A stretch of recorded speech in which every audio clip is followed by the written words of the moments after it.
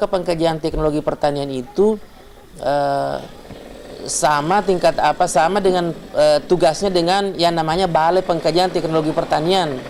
Untuk LPTP Sulawesi Barat itu wilayah kerjanya 6 kabupaten, seluruh wilayah kabupaten di Provinsi Sulawesi Barat.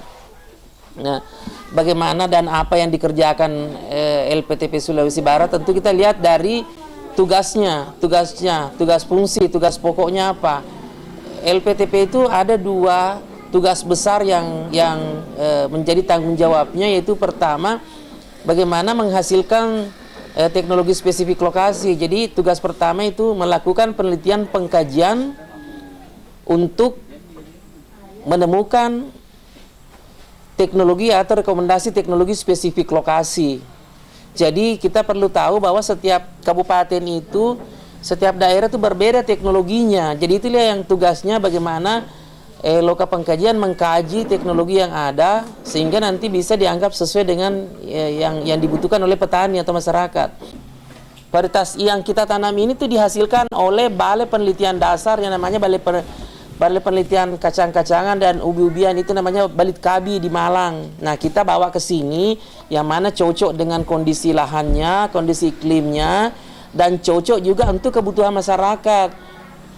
Karena kita melihat kemarin bahwa di sini ada potensi untuk membuat opak, jadi otomatis tim kami memasukkan varietas atau ubi kayu yang cocok untuk dijadikan kerupuk.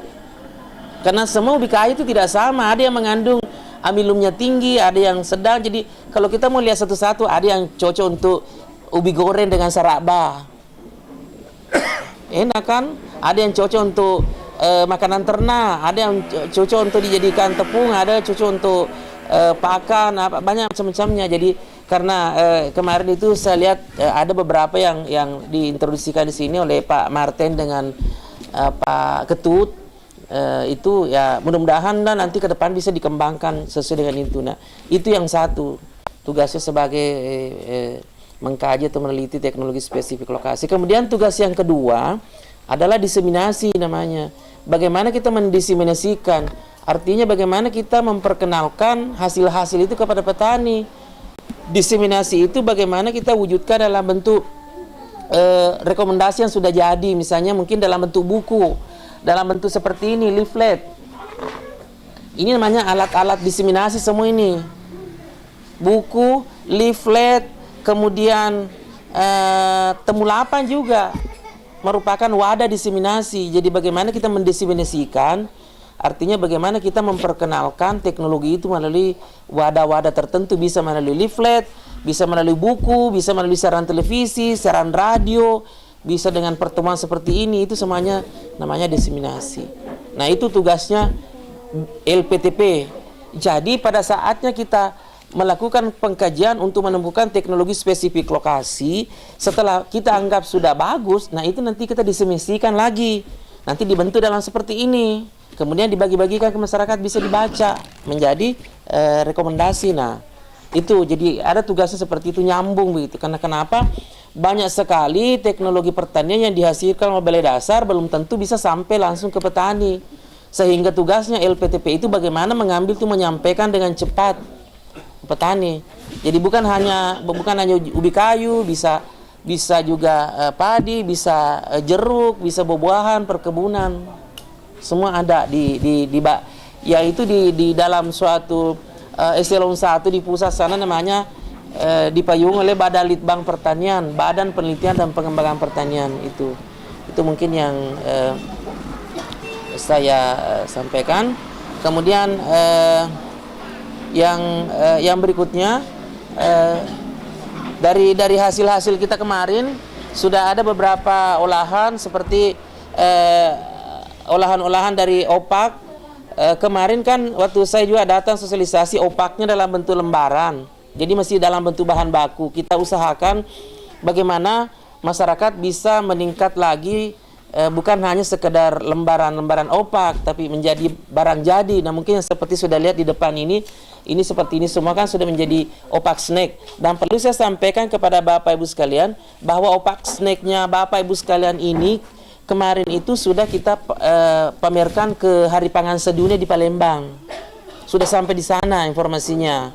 Jadi tinggal nanti bagaimana ke depan produk-produk seperti ini diorganisir supaya bisa menjadi ciri khas daerah sini, Tomo misalnya. Nah, yang biasa menjadi kendala itu mau dipasarkan kemana, itu sering begitu. Tetapi saya rasa masyarakat di sini juga beserta kita dengan pemerintah setempat, Pemda dan penyuluh, dan terima kasih juga kepada penyuluh, tadi saya lupa ya, bahwa kita harus bekerja sama semua di dalam mempromosikan ini, hal-hal seperti ini. Karena kenapa? Kalau kita berbicara tentang produk itu, misalnya ini kan, kalau kita sudah memang harus punya sasaran kemana kita memproduksi misalnya opak, sasaran kemana kita mau memproduksi untuk memproduksi ubi kayu, itu kan sudah harus kita rancang, sudah harus kita pikirkan. Misalnya gini, saya mau sebenarnya mengangkat di sini, mengangkat kesejahteraan masyarakat, pemberdayaan masyarakat dengan melalui ada ciri khasnya di sini produknya opak. Nah, tentu kita berpikir dari lembaran opak itu ke atas mau kemana, ke bawah dari mana. Nah, kalau opak ini kita mau lanjutkan ke lebih atas, istilahnya kalau kita bicara hulu dan hilir. Hulu itu kan di bagian produksinya di bawah, kemudian hilirnya ke atas harus masuk ke pasar mana, itu sudah harus dipikirkan. Nah, kalau kita hanya misalnya mencari mau meningkatkan kesejahteraan, oke, saya mau memproduksi snack opak karena sudah ada bahan baku, orang sudah bisa bikin supaya harganya lebih baik, nilainya lebih baik misalnya. Tentu kita pikir ke sasaran mana kita mau menjualnya. Apakah mau kita masuk ke warung makan, atau mau masuk di swalayan, atau masuk di Alfamidi, atau di pasar rakyat. Itu harus dipikirkan. Nah, kita lagi memikirkan, kalau saya mau memasukkan ke pasar rakyat, berapa banyak saya bisa produksi per bulan, per minggu, per hari. Tentu kita kembali, kalau saya mau memproduksi 500 bungkus per minggu, saya butuh berapa banyak ubi kayu. Itu harus dipikirkan, baru kita mundur. Berapa ubi kayu yang tertanam di sini? Sehingga nanti ada sinkron. Jangan sampai nanti juga kita terlalu banyak memproduksi ubi kayu, tinggal busuk mau dikemanakan. Atau kita sebenarnya banyak permintaan kerupuk opak, tapi kita tidak mampu memenuhi karena stok ubi kayu kita tidak cukup. Nah, itu yang kita harus pikirkan bersama, terutama di daerah ini. Saya rasa Tomo ini termasuk kecamatan yang maju, ya Pak ya.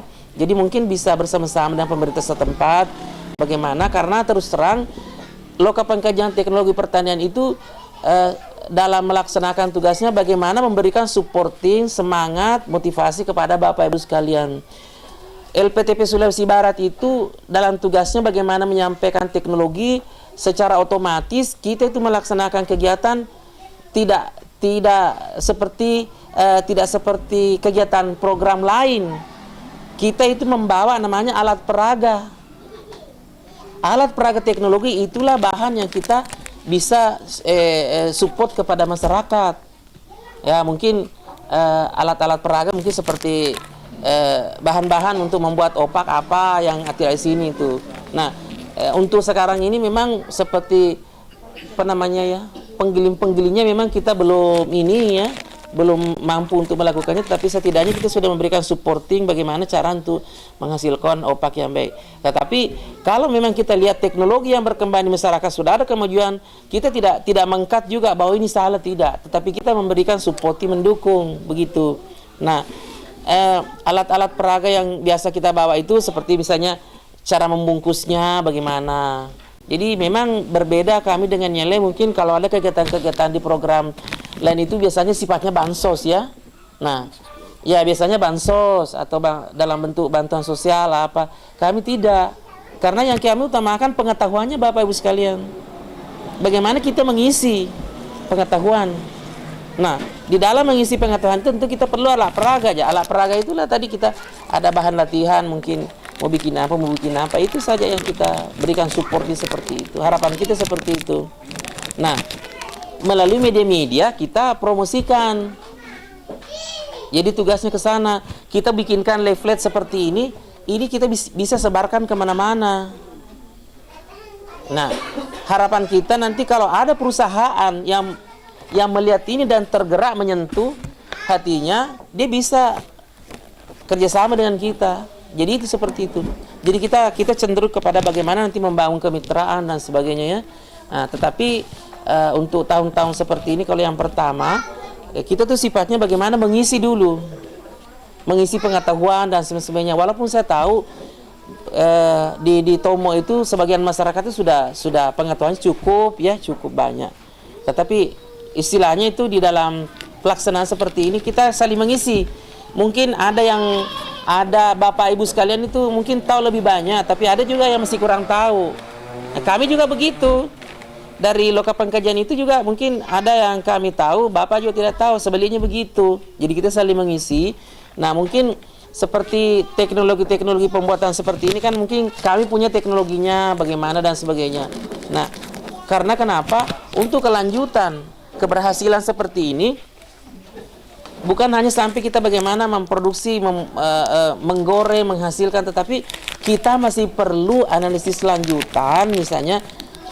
Karena untuk masuk kepada lebih tinggi pasar yang lebih jauh, misalnya kita memasarkan opak dan sebagainya, itu perlu persyaratan. Jadi harus ada kriteria kesehatannya seperti apa. Mungkin nanti dalam dalam 100 gram itu kandungan karbohidratnya berapa, proteinnya berapa, itu kita perlu. Nah, itu kita harus link dengan misalnya dinas kesehatan, dinas perindustrian. Karena kalau kita mau masuk lebih jauh berkembang, itu harus semua persyaratannya harus terpenuhi. Kita harus ada izin BP POM-nya, harus ada izin dinas perdagangannya harus ada.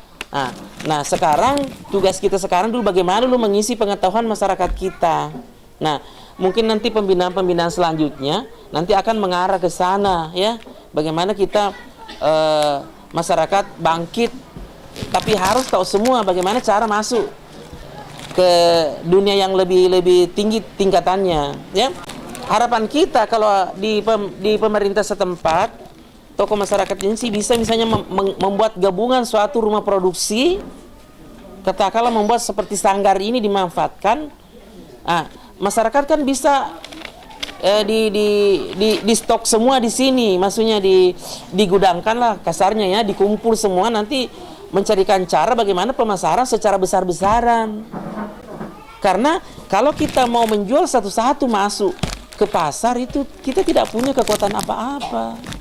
Kita bawa sekeranjang ke sana, bola-balik berapa. Toh? Nah, kalau kita menjadi satu grup yang besar itu bisa lebih efisien. Mungkin nanti ada, tapi tentunya perlu kita semua kejujuran, transparan, bahwa kalau masuk di kelompok ini tentu kelompok menjual selisih berapa supaya untungnya juga kan. Tidak bisa juga kita tidak ada selisih karena harus berjalan semua. Kita harus mengerti. Kalau yang kumpul di sini bawa ke toko sana ya tidak mungkin kan jalan kaki, tidak mungkin. Jadi seperti itu. Nah, itu saya gambaran saya bagaimana nanti ke depan mengembangkan mie opak. Itu saja saya sampaikan dan terima kasih kepada Bapak Ibu sekalian semua. Assalamualaikum warahmatullahi wabarakatuh. Selamat pagi dan salam sejahtera. Saya dan Ramil sini kurang lebih 1 bulan. Ya, saya ganti Pak Simon. Jabatan saya kemarin Pasiter. Ya. Jangan di Pasiter itu Pak, jangan dipanjangkan Pak perwira teroris. Nah.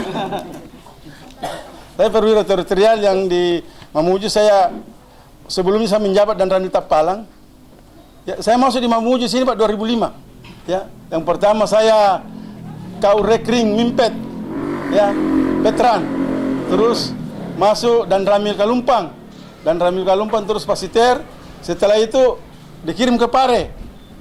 Ya, kurang lebih 1 tahun kembali lagi ke Mamuju dan Ranita Palang. Terus masuk lagi Pasiter terakhir dan Ramil Kaluku. Ya, dan Kaluku itu mencapai 5 kecamatan.